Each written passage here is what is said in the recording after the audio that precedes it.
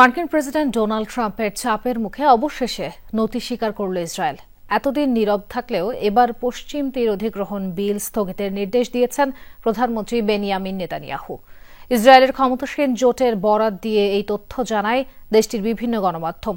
এর আগে পশ্চিম তীরকে ইসরায়েলি মানচিত্রে সংযুক্ত করলে তেল আবিবের ওপর থেকে ওয়াশিংটনের সমর্থন তুলে নেয়ার হুমকি দেন মার্কিন প্রেসিডেন্ট ট্রাম্প।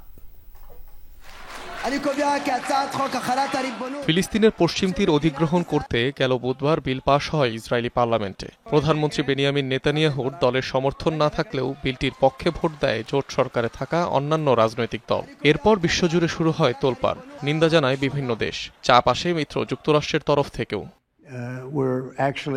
এবার এ ঘটনার কঠোর প্রতিক্রিয়া জানালেন মার্কিন প্রেসিডেন্ট ট্রাম্প। সরাসরি হুমকি দিয়ে বলেন, পশ্চিম তীর অধিগ্রহণ করলে যুক্তরাষ্ট্রের সব সমর্থন হারাবে ইসরায়েল। টাইম ম্যাগাজিনে দেয়া এক সাক্ষাৎকারে ট্রাম্প পাশ হওয়া বিলের বিরোধিতা করে জানান, পশ্চিম তীর দখল করতে পারবে না তেল আবিব।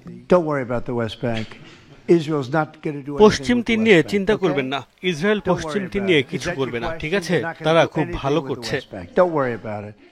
যুক্তরাষ্ট্রের এই সমালোচনার পর নীরবতা ভেঙেছেন ইসরায়েলি প্রধানমন্ত্রী। ক্ষমতাসীন জোটকে নেসেটে পশ্চিম তীর অধিগ্রহণের বিল পেশ না করার নির্দেশ দিয়েছেন বেনিয়ামিন নেতানিয়াহু। জোট সরকারের চেয়ারম্যান ওফার কাজকে দেয়া এই নির্দেশনার খবর জানিয়েছে ইসরায়েলি গণমাধ্যম ওয়াইনেট নিউজ।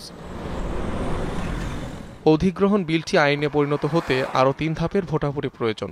পাশ হতে হবে নেসেটের পররাষ্ট্র ও প্রতিরক্ষা কমিটিতে। অনিক রহমান, যমুনা নিউজ।